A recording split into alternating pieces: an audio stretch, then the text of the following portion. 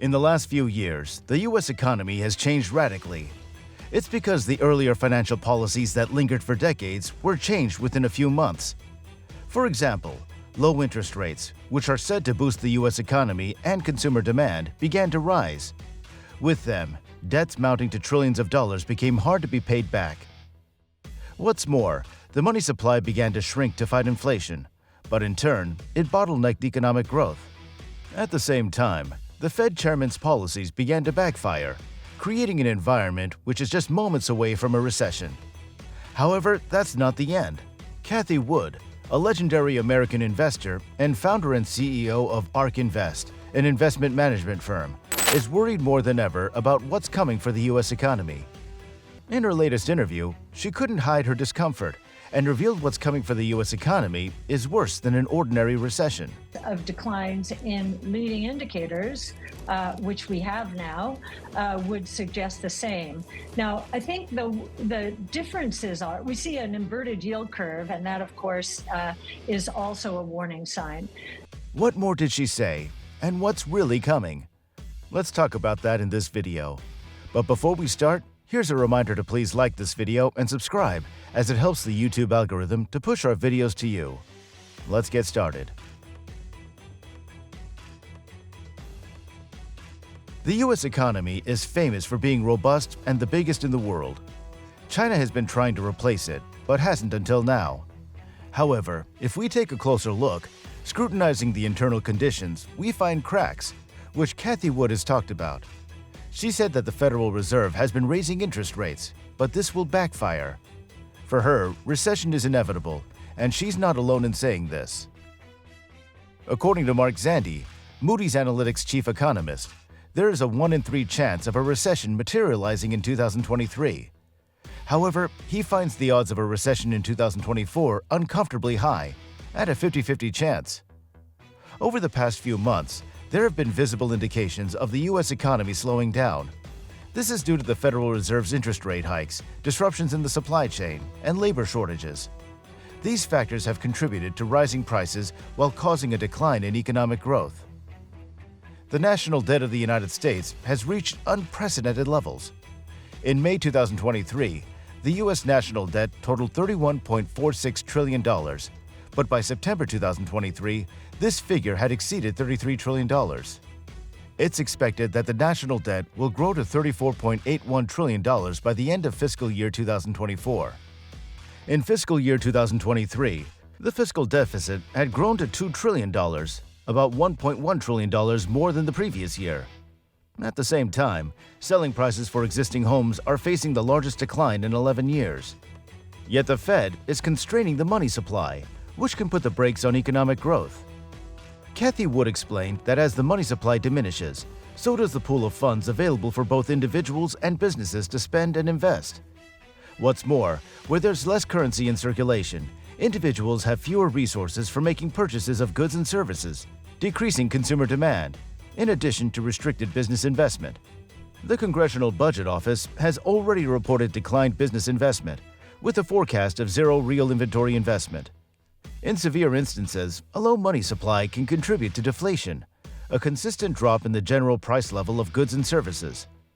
Well, this might sound good, but deflation can set off a cycle of economic stagnation as consumers delay spending in anticipation of lower prices. This in turn decreases demand and triggers further economic contraction. Cathie Wood also talked about the man behind all this, Fed Chairman Jerome Powell, who's playing with a double-edged sword. Cathie Wood said that Powell's approach to inflation stands in contrast to former Chairman Paul Volcker's in the 1980s, even though Powell is trying to do the same. It's because the conditions are very different. During Paul Volcker's tenure, the United States was grappling with stagflation, a challenging combination of stagnant economic growth and high inflation. That's when Volcker decided to sharply raise interest rates, with the federal funds rate peaking at an unprecedented 20%. However, when Powell took control, the U.S. economy was facing relatively moderate inflation. Despite this, he tried to follow the same strict sledgehammer approach as Volcker did, and this was not the right decision. He raised interest rates swiftly, disturbing the natural equilibrium. Yes, interest rates had to be increased, but not as quickly as Powell did. This exerted a cooling effect on the economy, as within no time, borrowing became more costly for both businesses and consumers.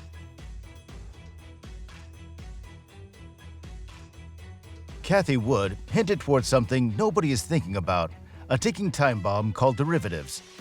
That's why Warren Buffett called derivatives as financial weapons of mass destruction. But what are they? Well, put simply, derivatives allow banks and financial institutions to make bets on future stock prices, using the funds they hold that could be of the consumers. And bets don't always turn out in your favor.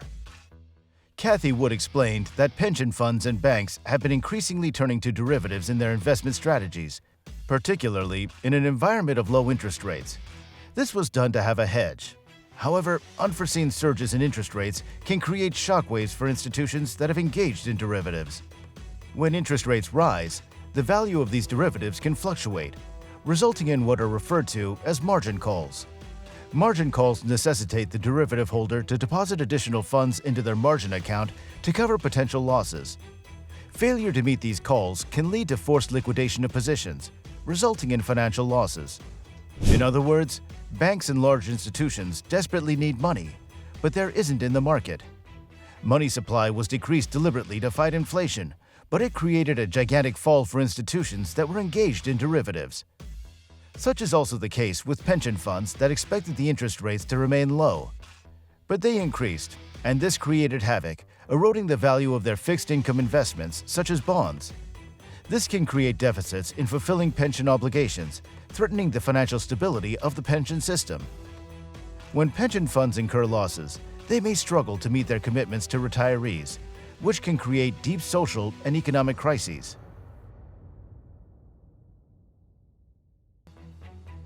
But things don't stop here. Cathie Wood carefully dissected the U.S. economy and hence left no area uncovered. She said that there are weak links in the economy that can create a domino effect. For example, the U.S. market for used cars has been on a downward slope since late 2022, following a period of steep price hikes. As interest rates have increased, CarMax, the leading specialist in selling used cars exclusively, has warned about the affordability strain, which is impacting the overall demand for used cars. Earlier, Carvana, renowned for its innovative online car sales platform and unique vending machine car pickup towers, reported a deadly quarterly loss of over $500 million, leading to the unfortunate layoff of 4,000 employees. At the same time, the United States is grappling with high levels of corporate debt, primarily stemming from extensive share buybacks and generous dividend payments.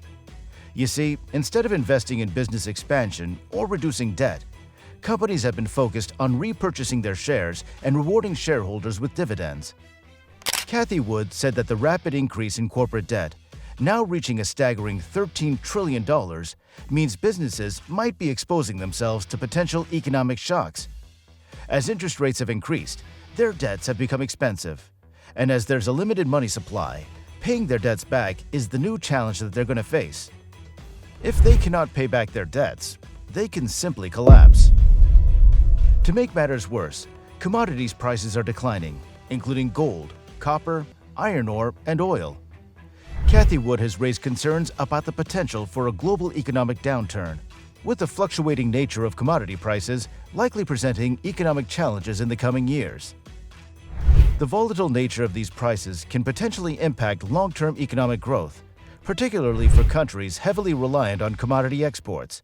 Increased volatility may also lead to fluctuations in government finances for commodity exporting nations, thereby affecting the stability of public investment. So what do you think? Will a recession hit the U.S. soon? If you liked this video, give it a like and subscribe for more videos. If you want to know more about geopolitics, you can check out more videos on our channel.